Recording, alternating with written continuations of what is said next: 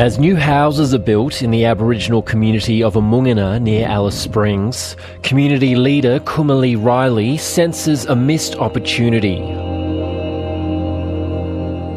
We can have a bunch of builders, we can have plumbers, we can do a lot of that if it's the community's got to have control over that. Decision making is, it belongs to the community. In a region weighed down by poverty, the lack of opportunity is front of mind for many. It's terrible. There's no services sometimes. It's a breakdown of all communities. In Lingiari, 1 in 3 enrolled voters did not cast a ballot at the last federal election, making it the lowest voter turnout in the nation. Many in the bush are questioning whether their vote will make a difference after seeing successive governments fail to turn the dial on generational disadvantage. We've got too much of all this alcohol, drugs, and all this is have a devastating, impact on our people. And domestic violence and stuff like that.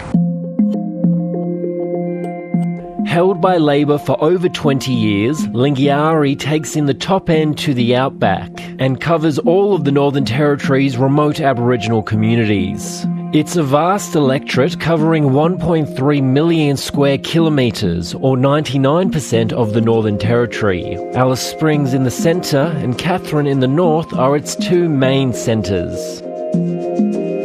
The region has had its fair share of crime headlines over the years and attracted a flurry of politicians to the Red Centre with promises of change. And delivered in community by community. And it will lead to a safer environment here in Alice Springs. A drop in tourists since the COVID pandemic has many small businesses in Alice Springs hanging on.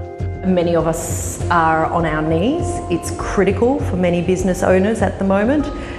In terms of if this year doesn't shape up, you'll probably see some more closed doors come next summer. On the streets of Alice Springs, there's a push for elected leaders to do more. It's time to get beyond crime as the one sole issue in Alice Springs, and it's time to invest in the town again. Like everyone else in the town, the locals are sick and tired of them doing nothing. I think the government's not really listening to what Alice Springs people want.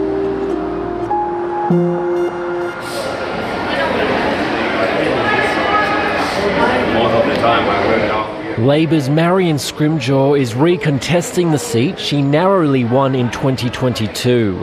The former NT Deputy Chief Minister and Land Council head acknowledges systemic change is hard fought. There is something seriously wrong when we scratch our heads and we all say, well, young people don't want to work, when the system doesn't allow that to happen. And we need to change that. The general age group. Yeah. Her main opponent is former federal police officer Lisa Siebert, who's running for the Country Liberal Party on a platform of change. If we have an idea, we need to show results, and we need to show that there are practical solutions and outcomes that are delivered in the policies that we have. And if we can't execute on those, then we've actually failed in our commitment.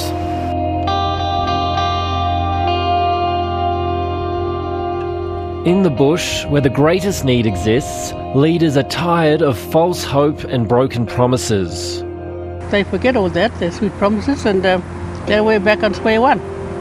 Nothing's changing. A huge electorate with equally huge social challenges for whichever party wins. Lee Robinson, ABC News, Alice Springs.